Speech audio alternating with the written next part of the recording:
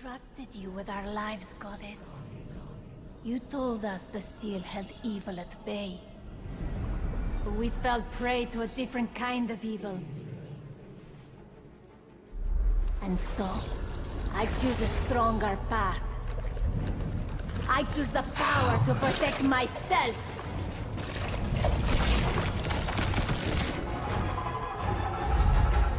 I am coming for you, Goddess. You and your realm's peace.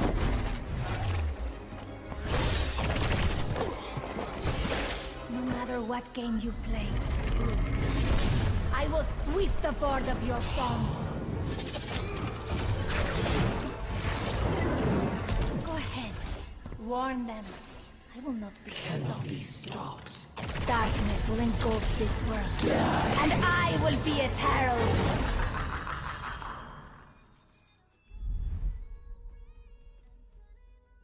I mean, we've seen from just the teaser campaigns, you know, she's not to be reckoned with. And there she is! And there she is. She's such an evil lady.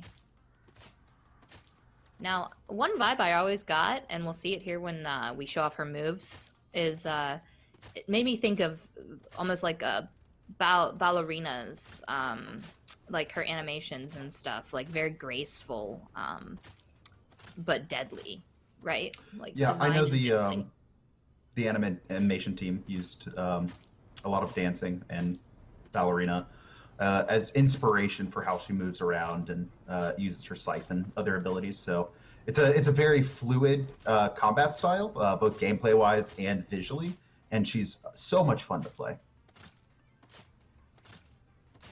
Kevin, if you want to just start, rolling through some of the ability, it's all you. Let's do it. So, if you've not heard, she is a flank champion, base health 2000. And she has a passive. So you see the UI elements there under her reticle. Her passive is Darkness. So hits against an enemy with your scythe provide a stack of darkness to you. Using Dark Siphon or Obliteration, which are two of her other abilities, will consume all stacks, regardless of the number of stacks you have, healing you for 100 over 1 second per stack. And if you have maximum stacks, you actually augment those other abilities as well. You can have a maximum of 5 stacks, as you can see with the pips there. So with the weapon that you see our cameraman showing off right now, Deadly Scythe, the Vora sends out projectiles that deal damage over a short duration in addition to initial damage, with a unique attack chain that we can show off here with a medium, light, light, heavy. Yeah, if we just want to run through light the attack does chain. 300. Say again? Oh, let's just run through the attack chain. Yeah, we can just run through the attack chain. 470 damage every 1 second on the medium hit. The light hits 300 damage every 0.35 seconds. And then heavy 680 every 1.2 seconds. The attack chain is not interrupted by other abilities, so you can chain through kind of your own way of playing. It makes for some very fluid gameplay. We can show off the first ability, which is the Alt Fire, Obliteration. So essentially, you jump up and slash down around you, dealing 500 damage and applying a small knockback to enemies hit. While using this ability, this is the real kicker, while using this ability, you are immune to damage and crowd control. So for all intents and purposes, this provides you iframes during the ability. Using Obliteration with 5 stacks of your passive, Darkness, will deal an additional 300 damage and will slow enemies hit by 30% for 2 seconds. There you can see the slow effects on poor Fernando, the punching bag. Moving on, we can launch directly into the ability 1, Dark Siphon. Dark Siphon launches a vicious projectile from your scythe, which deals 200 damage on hit and an additional 400 damage over 1.5 seconds. Hitting an enemy also causes you to regenerate 300 health over 2 seconds, so almost effectively a health siphon.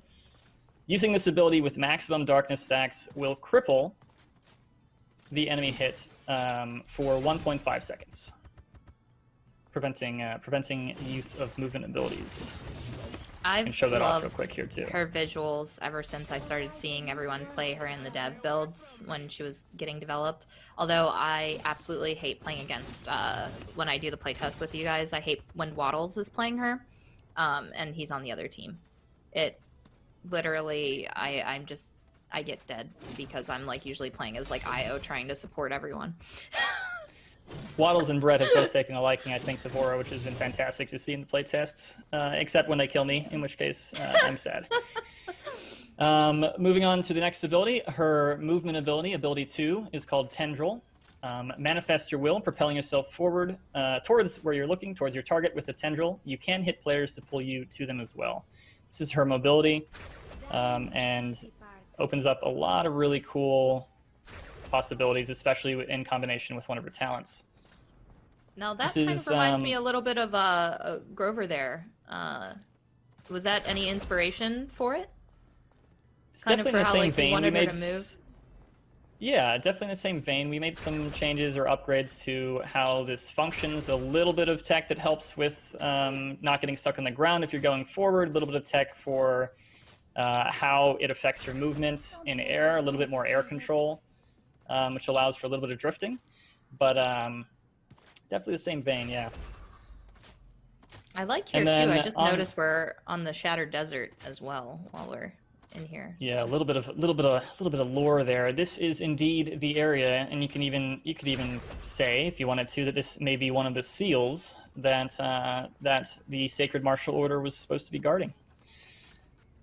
A little bit of fun lore Well, I won't tidbit interrupt for you anymore. That was a little detail I noticed and had to point out, especially for everyone Yeah, watching. absolutely. That's part of what makes it fun, right? Is that lore connection, or how things connect with the rest of the realm. Moving into her ultimate ability, Harbinger's Wrath. So this is one of my favorite abilities by far. Channel your wrath to hunt your enemies, which increases your movement speed significantly and decreases the damage you take, while pulling you back to kind of this really, really cool, we can go ahead and show off in game if we want, really, really cool camera. Selecting a target in range will hit them, applying a bunch of CC, essentially, stun, cripple, all that good stuff. Should be anti-heal as well, 100% anti-heal. If they are above the health threshold, they will take damage. If they are below the health threshold, which I believe is 66% right now, they will be executed and play a different animation. Very, very cinematic, very, very cool. You can even go ahead and punch Fernando a little bit, see if we can get him below that threshold. That hunter-killer vibe, I think, really, really plays well here. That screeching noise when she goes up and kills them, I'm terrified. This ability lasts for 5 seconds and can be refired to cancel. And that's the gist of her kit. We can very quickly, I can just talk about, I don't think we need to necessarily show off any of the talents, but I can talk about her talents. One of her talents provides an extra, I believe, 10% damage, 10% of maximum health damage to enemies hit by her Dark Siphon, which is her projectile. One of her talents, when you hit enemies with Obliteration, which is her alt fire, that jump up and slash down, will silence enemies hit by Obliteration for, I believe, 1.5 seconds. And then her third talent is essentially 2 charges of Tendril. So the ability to provide yourself a huge amount of mobility, be where you want to be on the battlefield, and use that in conjunction with some of her cards, which play into that ability. Yeah. Let's go through some of her voice lines. I know we have only a little bit of time left, so we got to see the majority of what makes her in here. But let's hear some of these voice lines. I love her voice actress, by the way. Dance with me, partner. I'll take your breath away. Who is the voice actress, Nico? Do you I know? suppose you're not useless. I am the ram's last breath. All good things to those who wait. Yeah. Huge shout out to, I believe it's Stephanie We Panicello. must capture the objective. Okay. We'll have to, I believe this is her first time doing work for Paladins, but she absolutely nailed Vora. She did a fantastic job as Vora, as the villainess. So huge shout outs to Stephanie. All right. And we're gonna go through and show you some of the splash art for some of the skins that she's getting. And when I say she's getting some love, our newest champ here, look at her. She's getting some love. So cool. Her first skin we're gonna show you is her Steel Guardian skin. This is a limited skin. This is the season pass, or no, this is Fancy. sorry. Galactic Conqueror. I'm sorry, I skipped the one. You can put it back up there. Sorry. The one. Galactic Conqueror. Sorry. This is the one that you will be able to get in the Beyond Science and Fiction. You'll want this one, right? Especially if you had the Stellar sister skins. They need a villain. This is the villain. This is the antagonist, right? That is her. And the scythe. The scythe is one of my favorite things about that skin. It got the little bow on it too in the game at the bottom. It is amazing. That stellar crystal is fantastic. Yeah, absolutely. And then now we're going to go into Steel Guardian. My bad, folks. This is the limited one. This is going to be, as many of you saw the card art of the uncorrupt, darkness Vora. This is her when she was the Steel Guardian. This skin is limited and will only be obtained in the Season Pass 2019-2020. It will become unobtainable after the Season Pass 2019-2020 has finished. So if you really like this skin, you will want to get that. If you already have the Season Pass, then you're set. You get it in there. You'll also be getting Honor Guard, which this one is not limited, but it is a alternative version of the Steel Guardian. And this is also unlocked through the Season Pass as well. So you will not only be getting the first one, but also this if you have the Season Pass, which I think a great deal. Normally, I think we only do one Season Pass skin, so having the other variant is really nice, in my opinion. So we're going to go also into the alternative for her default, which is Herald Vora. And there she is.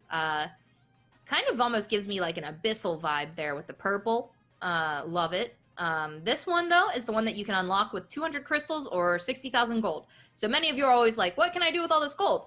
Well, there you go. This is why we still do the double gold weekends with the account XP, because there are some people that are newer to the game that don't have any, that when they get the gold and they get double gold, heck, you can buy, an alternative skin for your, character.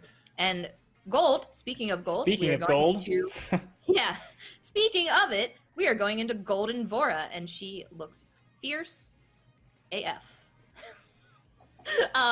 This obviously, by reaching mastery level 50, is how you will get Golden Vora.